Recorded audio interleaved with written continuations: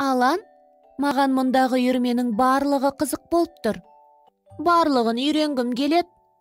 Өте жақсы, Дана. Мен ән, жүзу, сурет үйірмелеріне қатысып жүрмін. Тамаша, жақсы билейді екенсің. Бұл би қалай аталады? Бұл қара жорға қазақтың ұлттық биі. Түсінікті. Алан, мен сурет салғанды ұнатам.